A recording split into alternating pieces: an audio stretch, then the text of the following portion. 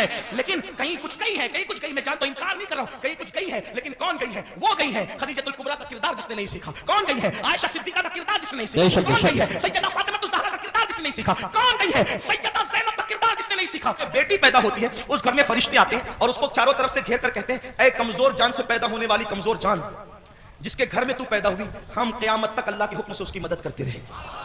اب بیٹی پیدا ہو تو مدد یوں اتر رہی ہے اور ہم نے بیٹیوں کو بہت سمجھ لیا. یہ بات ہو رہی ہے کہ ہماری بیٹیاں بھاگ رہی ہیں. مفکرین یوٹیوب چینلوں پر بھی کہہ رہے ہیں. پہلی بات تو میں دو بات کرنا چاہتا ہوں. نمبر ایک, ممبروں سے اس بات کو بہت مبالغے کے طور پہ بیان نہ کیا جائے, یہ میری گزارش ہے, ورنہ کل مستقبل میں اللہ اکبر, مستقبل میں کل لوگ انہی تقریروں کو بنیاد بنا کر, انہی اخبارات کے آرٹیکلوں کو بتا کر ہمارے بچوں کو تانا دیں گے کہ تمہاری بیٹیاں تو بھگوڑی تھی. بھگوڑی کون کی بیٹیاں بھگوڑی تھی؟ کوئی کہتا ہے 30 لاکھ چلی گئی, کوئی کہتا ہے 40 لاکھ چلی گئی, کوئی کہتا ہے 50 لاکھ چلی گئی. میں نے کہا حضرت جی ثبوت تو بتائیں اتنی چلی گئی کہاں گئی, ذرا یہ تو بتائیں. وہ کہا میڈیا میں آیا ہے. میں نے کہا او نادانو, تھوڑا تو ذرا شعور کرو, ہر بات تو بولنے کی نہیں. اگر میڈیا کہہ دے کہ چاند ہو گیا, چاند آ گیا, تو کیا اس کی بات مانو گے؟ نہیں مانیں گے. ہم نے کہا جس میڈیا کے کہنے پہ چاند کا آنا نہیں مانتے, اس میڈیا کے کہنے پہ بیٹیوں کا بھاگ جانا کیسے مان لیتے ہو؟ واللہ آج بھی مسلمانوں کی بیٹیوں میں اتنی غیرت ہے کہ کسی اور کی ماں میں اتنی غیرت نہیں ہے. لیکن کہیں کچھ گئی ہے, کہیں کچھ گئی, میں جانتا ہوں, انکار نہیں کر رہا ہوں, کہیں کچھ گئی ہے لیکن کون گئی ہے؟ وہ گئی ہے خدیجہ الکبریٰ کا کردار جس نے نہیں سیکھا. کون گئی ہے؟ عائشہ صدیقہ کا کردار جس نے نہیں سیکھا. کون گئی ہے؟ سیدہ فاطمہ الزہرا کا کردار جس نے نہیں سیکھا. کون گئی ہے؟ سیدہ زینب کا کردار جس نے نہیں سیکھا. وہ چل گئی ہے لیکن یاد رکھنا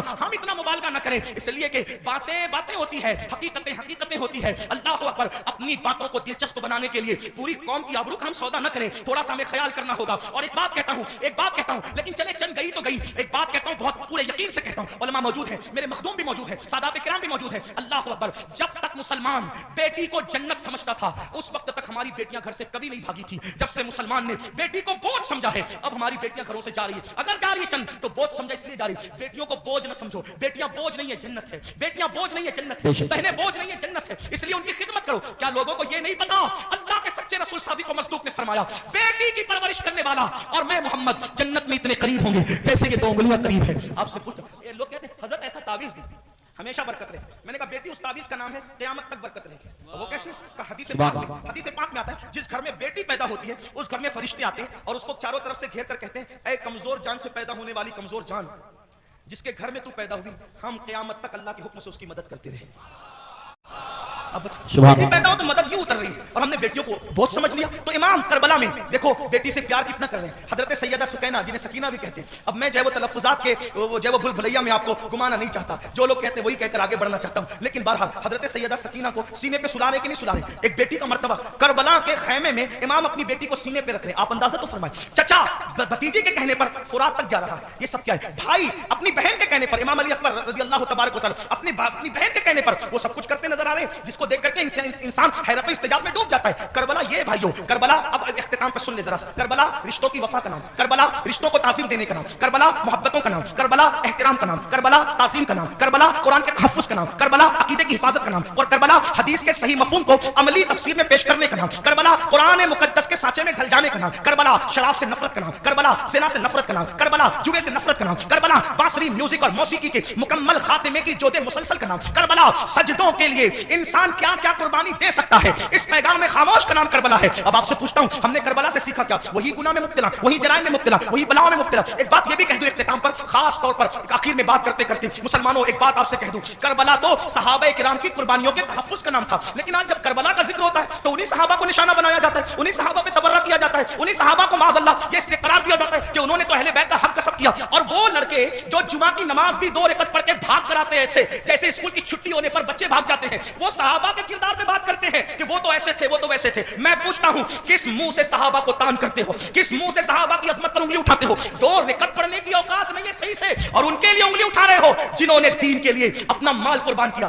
آج مسلمان کہلانا آسان ہے, لیکن اللہ اکبر اس وقت جب اللہ اللہ مسلمان کہلائے جانے پر, مسلمان بن جانے پر پٹائیاں ہوتی تھی, پتھر مارے جاتے تھے, کوڑے مارے جاتے تھے, چابک برسائے جاتے تھے, بھوکا رکھا جاتا تھا, سوشل بائیکاٹ کیا جاتا تھا. صحابہ اس وقت کے مسلمان ہیں, ان کے ایمان پر یہ قوم کے لڑکے سوالیہ نشان کھڑا کریں گے جن کو طہارت کے مسائل تک نہیں پتا ہے. آپ سے پوچھنا چاہتا ہوں وہ صدیق اکبر رضی اللہ تبارک و تعالیٰ عنہ جس نے وہ قربانی دی ہے کہ اللہ کے رسول نے فرمایا جس نے اسلام کی مدد کی ہے سب کے احسان کا بدلہ ادا کیا جا چکا ہے سوائے ابو بکر کے احسان کا بدلہ قیامت میں اللہ तबारक व तआला अता फरमाएगा। ऐसे लोगों को गासिब कहा जाता है, ऐसे लोगों को हक तलफ किसका? अहले बैत का।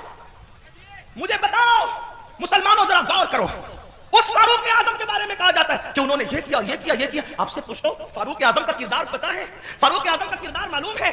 फारूक आजम के किरदार के बारे में इल्म है? अल्लाह अकबर। आपको वो सफर याद होगा, आप वो सफर जानते होंगे, अल्लाह अकबर, कि फारूक आजम मदीने मुनव्वरा से चलते, फारूक आजम मदीने मुनव्वरा से चलते और मदीने से चलते हुए बैतुल मुकद्दस जाते हैं। एक ही उठनी है, अपने जवानों की खास तवज्जो, एक ही उठनी है, गुलाम साथ में जा रहा है। फारूक आजम गुलाम से कहते हैं सवारी एक है, इसलिए हम ये करेंगे, सवारी एक है, ये करेंगे कि थोड़ी देर मैं बैठूंगा, थोड़ी देर आप बैठना, फिर मैं पैदल चलूंगा, फिर तुम बैठोगे, तुम चलोगे, मैं बैठूंगा। आपसे पूछता हूं, बैतुल मक़दिस तक गुलाम को इस तरह लेकर के गए कि नहीं लेके गए? आप बताएं, बोलने से पहले तोलो, किसी की भी बात सुनकर के बका मत करो। जो फारूक आजम एक गुलाम की हक तलफी न करें, जो फारूक आजम एक गुलाम की हक तलफी न करें, वो फारूक आजम अपनी आकाज़ादी सैयदा फातिमा ज़हरा की हक तलफी कैसे कर सकते हैं? आप जानते हैं, कभी गौर तो किया होता, कभी सोचा तो होता, जिससे जो सुना वही बकना शुरू कर दिया। मेरे आका अलैहिस्सलाम फरमाते हैं, मेरे असहाब को बुरा मत कहो, मेरे सहाबा को बुरा मत कहो। और इसी करबला की बात करते हुए सहाबा पे तबर्रा किया जाए। मुसलमानों, क्या मुंह लेकर के उठोगे? जानते हैं, शिफा शरीफ में काजी अयाज रहमतुल्लाहि तआला अलैह लिखते हैं कि एक शख्स मर रहा था, उसको मौत आ रही थी, मरते वक्त उसकी जबान पे कलेमा नहीं आ रहा था। अल्लाह अकबर, उसकी जबान पे कलेमा नहीं आ रहा था। उससे पूछा गया कि तू कलेमा क्यों नहीं पढ़ पा रहा है? उसने कहा कि मैं अबू